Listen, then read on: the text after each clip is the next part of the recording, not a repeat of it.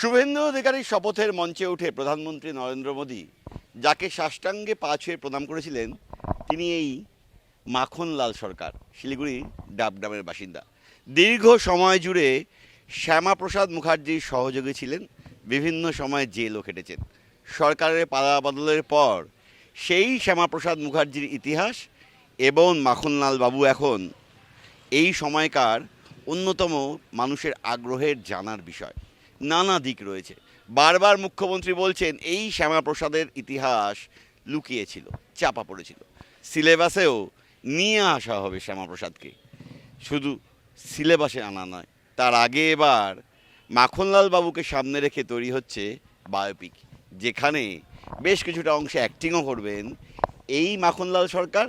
পাশাপাশি তুলে ধরা হবে শ্যামাপ্রসাদ মুখার্জির নানা কর্মকাণ্ডকে।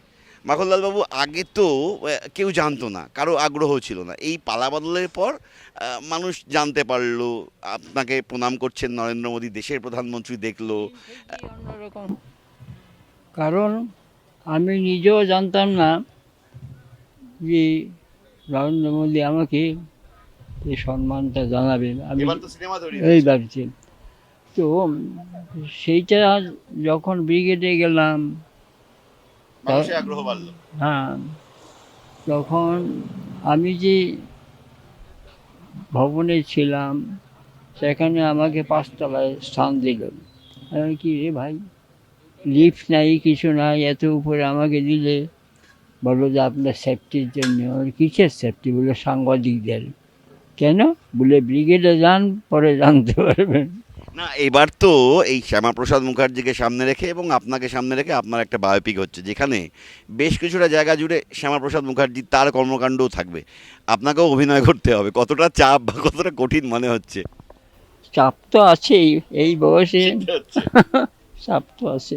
কেমন লাগছে? তো ব্যাপার হচ্ছে, একটা নতুন ইতিহাস শুরু হয়েছে, চাপটা আমাকে সহ্য করতেই হবে।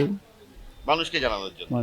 মানুষের আশা আকাঙ্ক্ষাকে রূপ দেওয়া, এইটা আমার একটা কর্তব্য মনে করি। এই যে মুখ্যমন্ত্রী বারবার বলছেন এই ইতিহাস চাপা পড়েছিল, লুকিয়ে ছিল, সিলেবাসেও ফিরিয়ে আনা হবে, তার আগে এবার বায়োপিক হচ্ছে আপনার, যেখানে শ্যামাপ্রসাদও থাকবেন। মানুষ আগ্রহ নিয়ে দেখবে। শ্যামাপ্রসাদ যখন শিলিগুড়ি কাশ্মীর যাওয়ার পথে আসলেন তিলক ময়দানে, উনি বলেছিলেন মহতী সভায়, আমি কাশ্মীরে যাব, গেলেনও তো। কেউ আটকাতে পারবে না। ফিরে আসবো কিনা সন্দেহ হচ্ছে, শঙ্কা হচ্ছে। আমি যদি ফিরে না আসি, আপনাদের কি করবেন, কর্তব্য কি? আমি দাঁড়িয়ে বললাম, শেষ বিন্দু রক্ত পর্যন্ত আমি লড়াই করে যাব। আপনার যে সিদ্ধান্ত, সেটাকে আশা করি পরিপূর্ণ করবার চেষ্টা করব।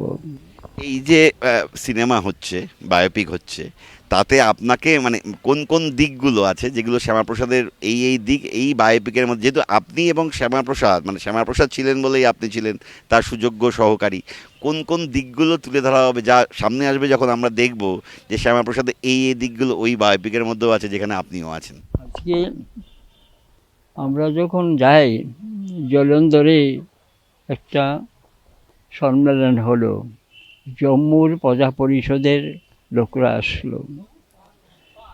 তো সেখানেও শ্যামাপ্রসাদের যে বক্তব্য, জ্বালাময়ী বক্তব্য, নেহেরুকে চ্যালেঞ্জ করে চ্যালেঞ্জ করে বক্তব্য রেখেছিলেন, তাতে আমরাও উৎসাহিত হয়েছিলাম, আরও যেন শক্তি বৃদ্ধি গেলাম।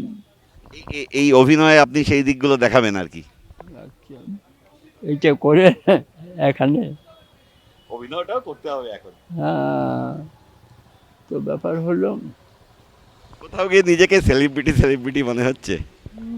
সেলিব্রিটি মনে হচ্ছে অবশ্য আজকে কিন্তু শ্যামাপ্রসাদের যে উজ্জ্বল আলো, সেই আলোটা বোধহয় আরো অনেক প্রাজ্জ্বল।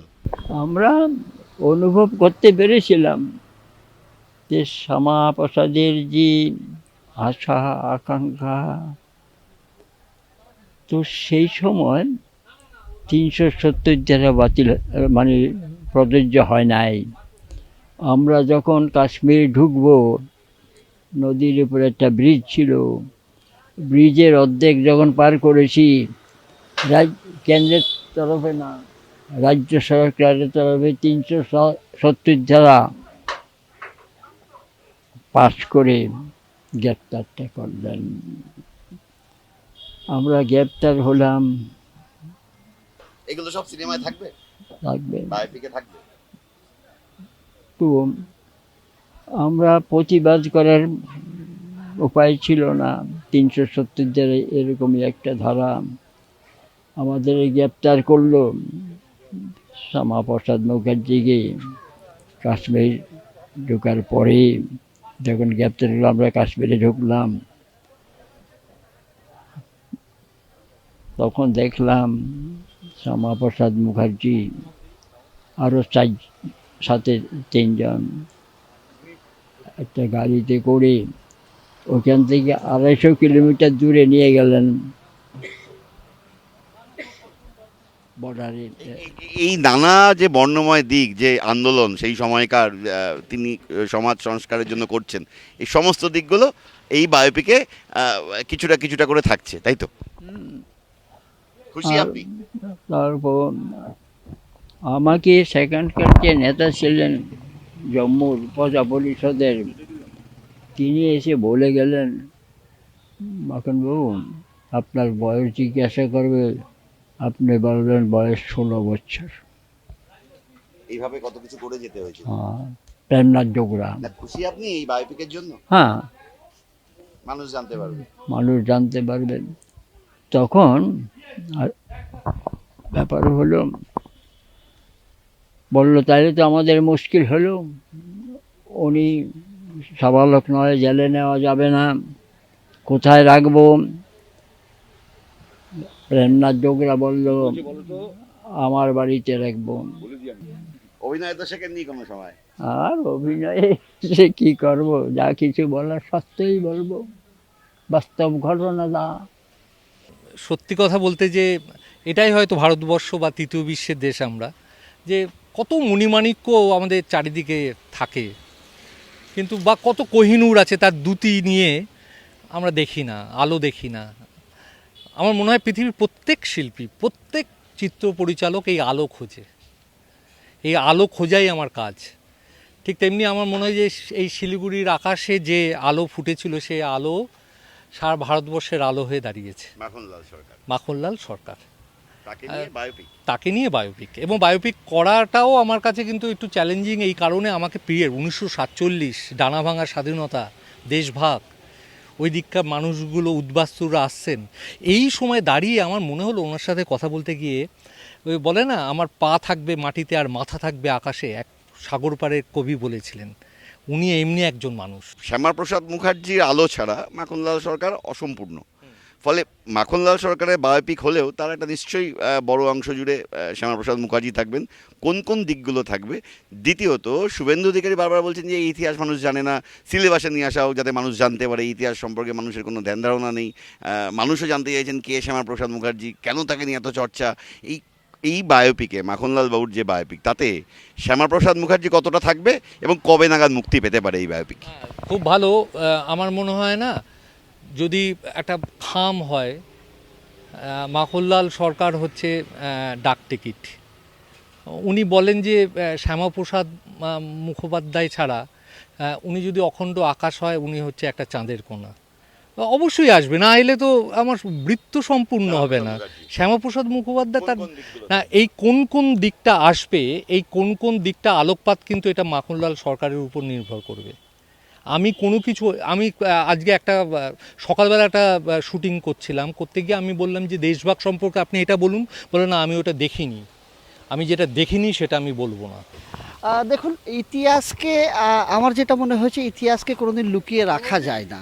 তো ইতিহাসকে যখন লুকিয়ে রাখা যায় না, এই ব্যাপারটা যখন সামনে প্রকট হয়েছে, তো আমি ভাবলাম যখন এত লোক জেনেছে পুরো পৃথিবী কেন নয়, তো তাই এই চিন্তাভাবনাটা এবং পুরো পৃথিবীর সামনে এই তথ্যচিত্রটা তুলে ধরা। এতে তো শ্যামাপ্রসাদ মুখার্জির একটা বড় দিকও থাকবে এই বায়োপিকটার মধ্যে, যদিও মাখনলাল সরকারের বায়োপিক, কিন্তু শ্যামাপ্রসাদ ছাড়া তো উনিও অসম্পূর্ণ। একদম, আমরা সেই দিকটাও থাকছে আমাদের। শ্যামাপ্রসাদ মুখার্জিকে নিয়েই আমরা ওনাকে সঙ্গে রেখেই আমরা মাখনলাল সরকারের উপরে আমরা এই বায়োপিকটা করছি আর কি। রাজ্যে পালাবদলের পর এবার বায়োপিকে অন্যতম উপজীব্য বিষয় শ্যামাপ্রসাদ মুখার্জি।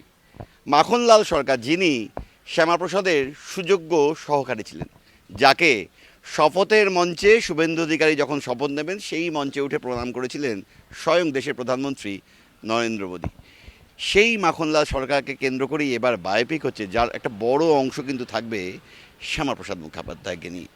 এবং এই রাজ্যের সরকার এবং মুখ্যমন্ত্রী বারবার বলছেন এই শ্যামাপ্রসাদ মুখার্জির ইতিহাস বহু মানুষ জানেন না, সিলেবাসেও নিয়ে আসা হবে শ্যামাপ্রসাদ মুখার্জিকে, উদ্দেশ্য বহু মানুষ যাতে এই ইতিহাস জানতে পারেন। ঠিক সেই জায়গা থেকেই এই যে বায়োপিক যা মাখনলাল সরকারকে নিয়ে হচ্ছে, তার একটা বড় অংশ জুড়েই কিন্তু থাকবে শ্যামাপ্রসাদ মুখার্জির নানা কর্মকাণ্ড, যেখানে সঙ্গী ছিলেন মাখনলাল। খুব দ্রুত মুক্তি পাবে প্রায় 50 মিনিটের এই বায়োপিক। ক্যামেরা দীপায়নের সঙ্গে প্রসেনজিৎ, TV9 বাংলা, শিলিগুড়ি।